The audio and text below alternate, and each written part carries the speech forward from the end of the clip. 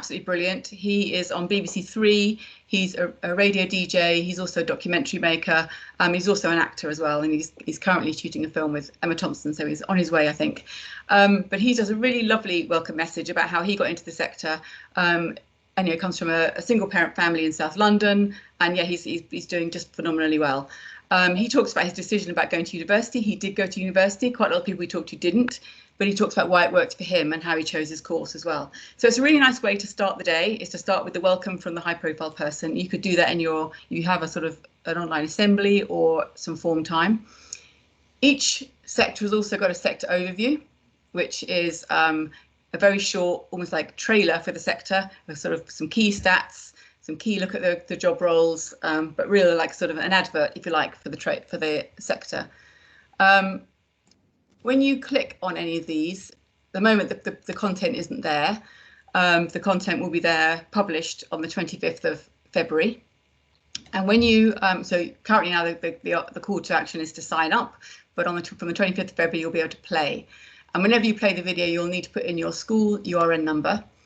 And when you're watching with students, actually put in how many students are watching. That way we can capture how many people engage with this content. So in addition to, so you can start the day, as I say, with a welcome video and a sector overview, which would be a nice way to set the theme, set the day up.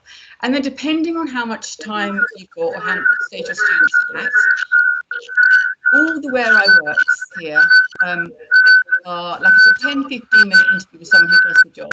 So it's like going into the workplace to meet someone who does the job, but obviously only virtually. But each one is linked to curriculum subjects. It gives a summary of the film and some icebreaker questions. So you could potentially run, for example, this film at the beginning of a maths lesson or an English literature lesson as an icebreaker. If your theme that day is film and TV, this could be a really nice way of continuing that theme in the curriculum lessons. And also, obviously, it links curriculum to careers as well, which is your GATE benchmark 4. So all the Where I Works are set up in that way. You can use them differently. You could build your own lessons around that, or you could even get in a speaker, or obviously remotely on Zoom, a speaker who does the same job locally to you, so the students can watch the film, and then perhaps you can do a live Q&A with an employer. So again, this content is for you to take and develop and use as you want to. Each subsector also has a workplace tour. Now this one is Pinewood Studios, and this is a fantastic walk around the Pinewood Studio lot, and then you go behind the scenes onto a film stage and actually meet people who do all the different jobs that make a film. So it's quite insightful. Each section will have a lot more in it than this. Come the 25th of February, there will be lesson plans linked to the workplace tour, and guidance on how you can use all the resources. And in addition, there will be a series of live events as well, which I'll talk about in a second. So that's your film and TV. If you go to performing arts, you've got something very similar. Again, you can see we've got Xiao Dao, I can never pronounce his name properly, who is a rapper in the music industry. So he's hopefully going to be of interest to our young people. Again, you've got the sector overview, and then you've got the Where I Works and the workplace tour. The lesson resources linked to the workplace tour. We suggested a running time of 2 hours, and the full lesson plan is broken down. I can show you actually that.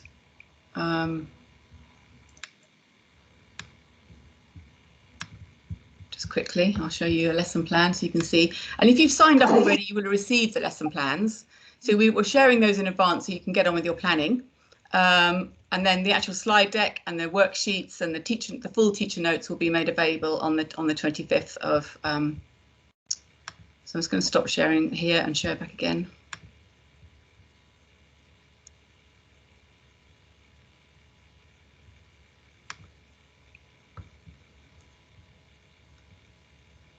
So here you can see the full lesson guide. All the deck is created.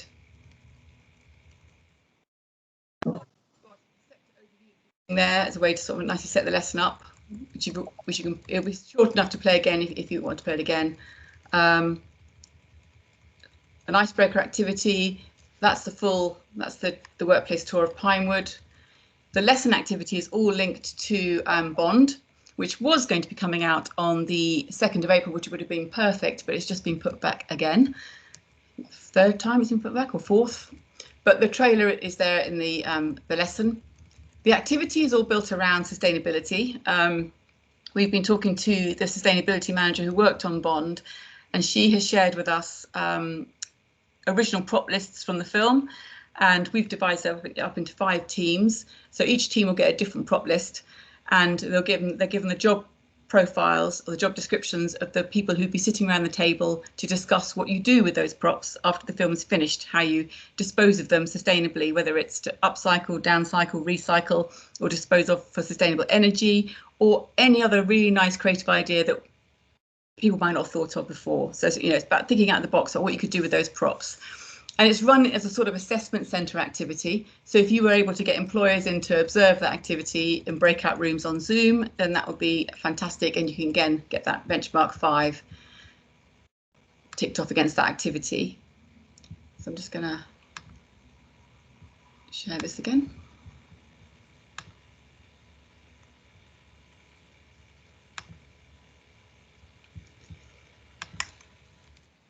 These are great. So just to give you a quick whistle-stop tour, the Liverpool Philharmonic conversation here is it's great. It's from someone who's a technical manager and a production technician apprentice.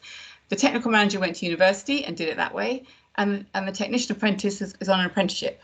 And they discuss at length the merits of both routes, and it's really nice the conclusions they come to. And on Young Voices, we've got a lighting designer who he talks about how he absolutely hated maths at school, but now in his job, because he's constantly trying to calculate the angles for the beam of the light and the spotlight and all the rest of it, he's now using angles and triangles all the time, and he said it's one of the most useful things he ever learnt. So that's quite a nice one to run at the beginning of a maths lesson. Okay, so let's skip to another sector now so we can just have a quick look at all of them. So museums and galleries. This is, we've actually got a bit of a SEND contribution here as well, which I'll talk about a bit more in a while. But the National Trust one is lovely, all set on a beach.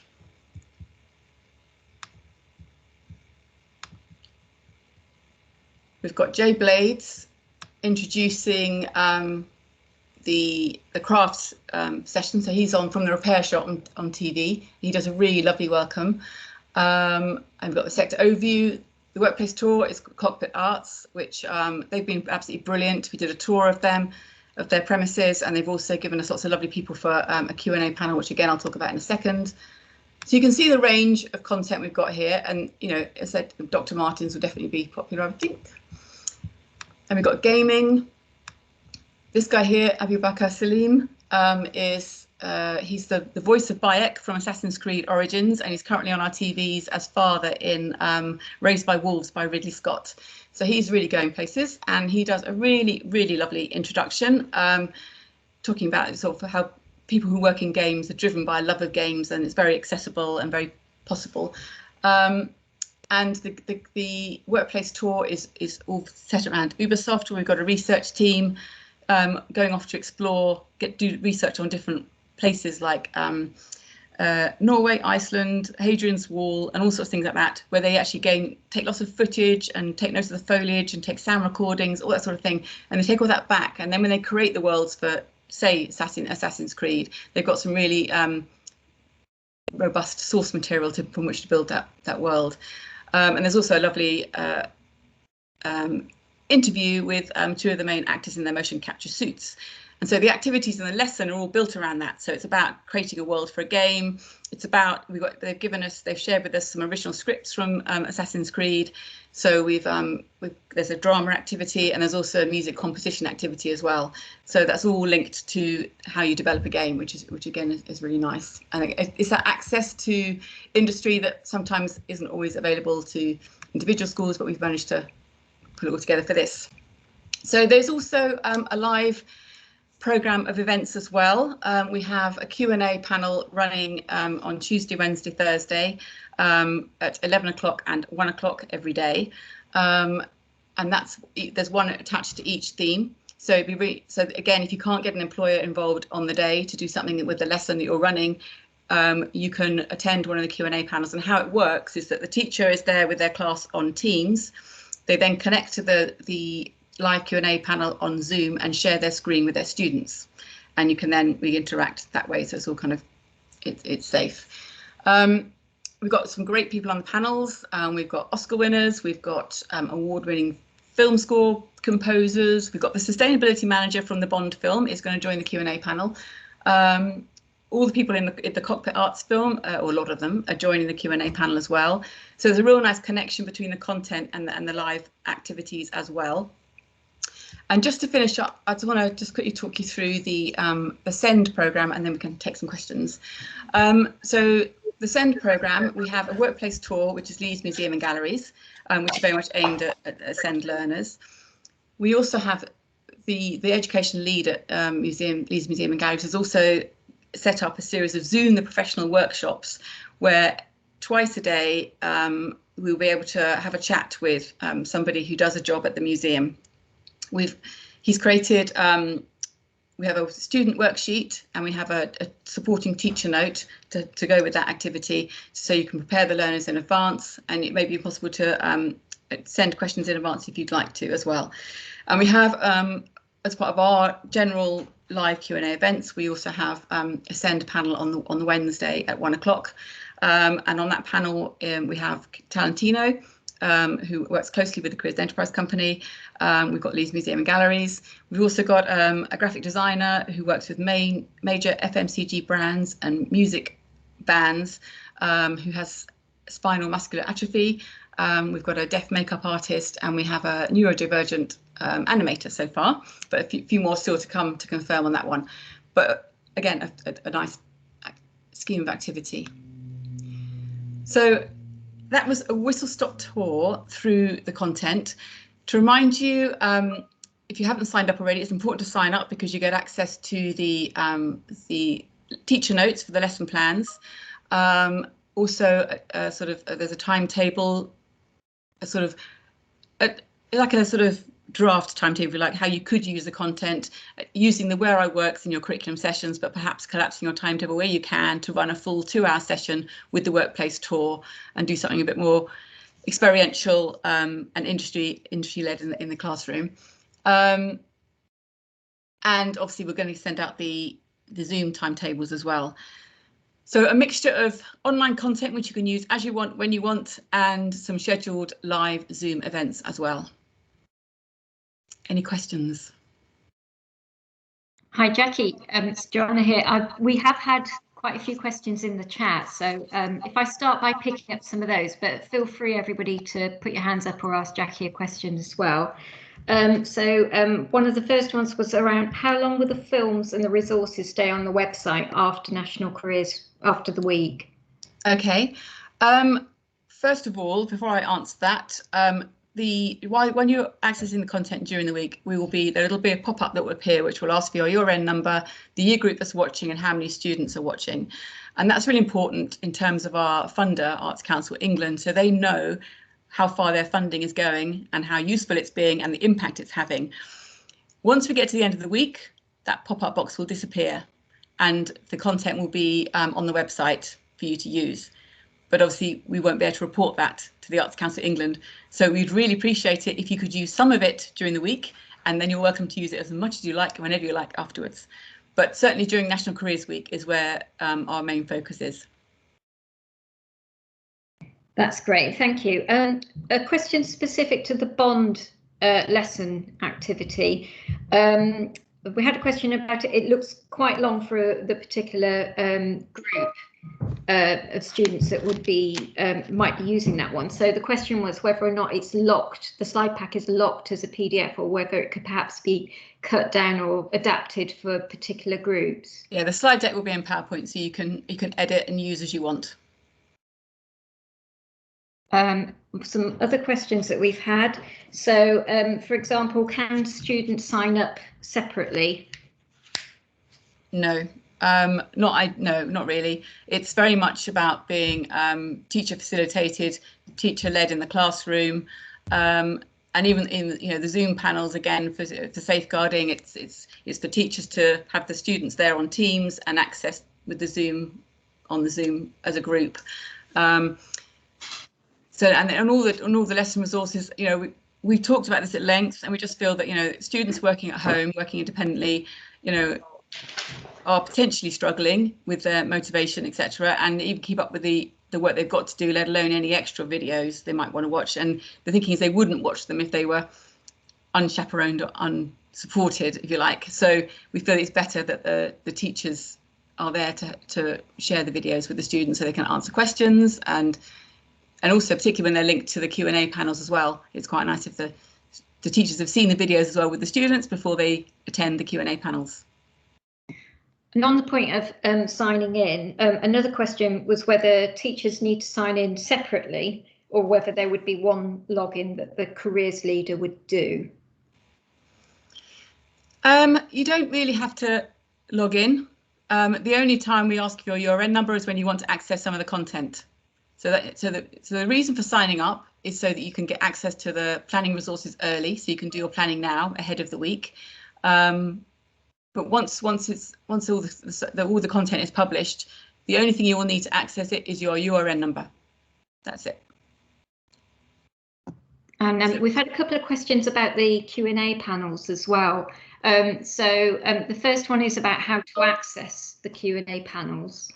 Okay, on the website, we're hoping by tomorrow, but by Monday at the latest, there will be a full list of the panels, the panelists, a short biog with each panelist, and the Zoom links that you'll need to access those workshops. Okay, and it'll be taking place on Zoom. Is that right? The Q&A panel, yes, because from what we understand, most lessons are delivered on Teams or Google Classroom. So it needs to be a different platform so that when you want to share your screen, because you can't log into 2 Zooms at the same time, for example. So you access it on Zoom as a teacher, and then you share your teacher screen with the students on Teams. And how it will work is that, for example, the panel will introduce themselves and do a short talk about what they do, the job that they do. And then there'll be a break for a few minutes. So they'll give an opportunity for the teacher then to speak to their students and check that everyone's happy. Do they have any questions? Have they understood what's been said? And they can start putting questions then up in the Q&A box on Zoom. The students can also put questions in the Q&A box on Teams for the teacher then relay on Zoom. Hope that makes sense. Great. And then I think there's a couple more around that. So that came up quite a bit, actually, that particular question. So if anybody's got any further questions about that, perhaps if you could raise your hands, that would be helpful. Just so we can make sure we've clarified that. The other thing was if a school uses Zoom and not Google Classrooms, does it just work the same way, Jackie? With that wouldn't be a problem, would it?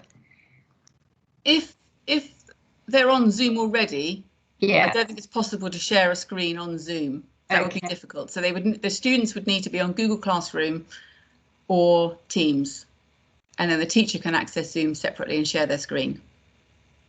Okay. Unless someone knows different, we don't think it's possible to be on one Zoom and then share another Zoom from the same computer.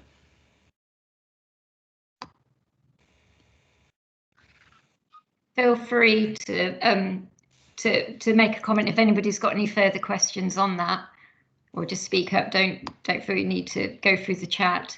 Okay, I'm just seeing if there are any more in the chat for you, Jackie. If anybody's, oh, yeah. Hi, Stephanie. Oh, sorry, you're on mute, Stephanie. Sorry, I was typing and that's not really helpful. I'm getting a lot of questions about this, and I first of all, I'd say it sounds really well organised, and you've really thought about some of these issues around the remote learning, and I really appreciate that. We only use Google Teams in our school and Google Classroom, not Microsoft Teams, sorry. So our children never use Microsoft Teams. So even if we share the Zoom that you're doing with our children, so we could do that through our Google Classroom. So that isn't a problem. As long as the teacher is logged into the Zoom, it's all fine. So it doesn't matter what everybody's using, as long as everyone can log into Zoom. But yeah, I think you're right about the Zoom issue. You can't share 2 at the same time. Thank you. I think I've just clarified it for myself by talking about it. That's good. That's good. The other thing I'll say, actually, when you share your screen on Teams, I'm not sure about Google Classroom, but when you share your team on screens, you'll see when you press share screen, you get a panel of options of things you can share. And at the top of that, it says activate sound. Make sure you activate sound, so you can certainly when you're playing the videos as well. Okay. Yeah, no, I think it works in a very similar way. So that's fine. Thank you very much. Cool. Thanks, Stephanie. We've also had some questions about when the Q&A timings are going to be released. Okay, well, I can tell you now that they are on Tuesday, Wednesday, Thursday, and they are at 11 o'clock and 1 o'clock every day. And there is an additional one, which is really nice, at midday on the Wednesday, or was it, no, sorry, it's a Thursday, midday on the Thursday, which is run by Goldsmiths. They've got a really lovely panel of jewellery designers and jewellery makers together. So it's like an additional crafts one, but it's really, they look great. So it'd be great to get that one in as a bonus if people are interested. That could be a bit more specialist, but. Sounds lovely. And Jackie, the timetable with all these different live events, that will go up on the website, won't it? That should be there tomorrow. I've got kind of the original Word document I've been working from. But there is a sort of, it is going to be designed properly, but I'll just quickly share this to show you how we've kind of put it together. So this is, this is just trying to sort of, because there's quite a lot of content to get your head around in one go, isn't there?